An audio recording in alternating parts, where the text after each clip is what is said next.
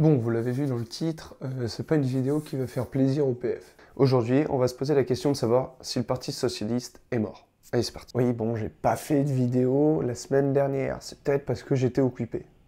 Désolé, c'est pas grave.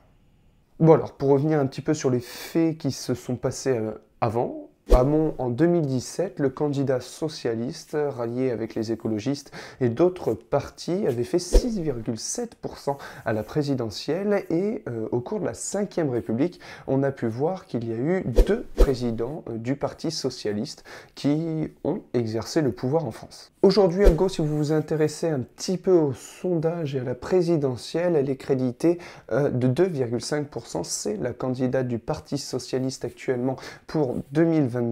Et la question qu'on se pose, c'est de savoir si le Parti socialiste ne va pas tomber avec sa candidate elle-même. Avec les 2,5%, la question qui se pose, c'est la question de l'après, savoir si le Parti socialiste va réussir à se relever. Eh bien, financièrement, ça va être compliqué d'une part, car la présidentielle, on peut être remboursé des frais de campagne, du moins d'une partie des frais de campagne, une fois qu'on a fait 5% au suffrage. Or là, elle est à 2,5. Il faudrait qu'elle fasse le double pour pouvoir espérer être remboursée à cette campagne. On veut aussi savoir si le Parti socialiste ne va pas devenir un parti d'élus locaux. Il compte aujourd'hui pas mal d'élus locaux parce que notamment Hidalgo a reçu 1440 signatures pour la présidentielle pour pouvoir se présenter, ce qui est bien au-dessus des 500, mais c'est encore moins que Valérie Pécresse et Emmanuel Macron qui sont à plus de 2000 les deux. Donc ce sont des partis qui ont beaucoup d'élus locaux et nationaux, mais le Parti socialiste va-t-il encore réussir à avoir des élus nationaux? On va voir si l'hécatombe ne va pas aussi être aux législatives. Bon, alors le Parti socialiste, c'est un parti très ancien qui est encore aujourd'hui très légitime de par le fait qu'ils aient eu deux présidents, mais aussi de par le fait qu'ils aient beaucoup d'élus locaux et nationaux actuellement.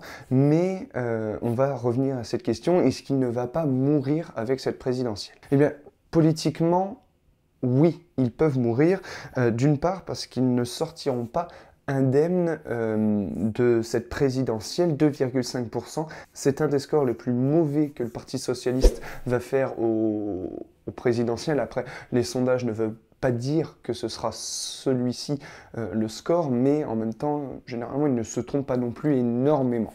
Donc politiquement, oui, et financièrement, le parti peut être mise à mal, mais après il ne sera pas non plus mort politiquement parce qu'il y a beaucoup d'élus locaux.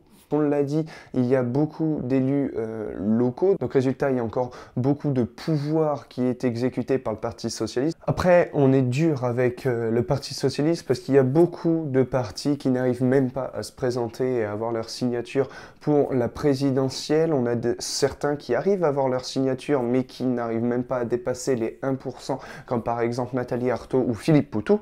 Mais bon, le Parti socialiste va être dans le mal, il ne sera pas forcément très mort, mais il va falloir faire très attention à l'après-présidentielles et législatives.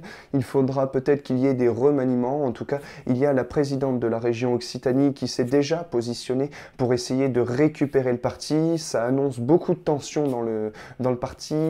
On va voir ça après la présidentielle et la législative pour avoir les petits potins, les petits trucs comme ça. Voilà pour la conclusion. Maintenant, on se retrouve sur les réseaux sociaux, Insta, Twitter, etc. Et on se dit, nous, à bientôt ou pas. Allez, ciao!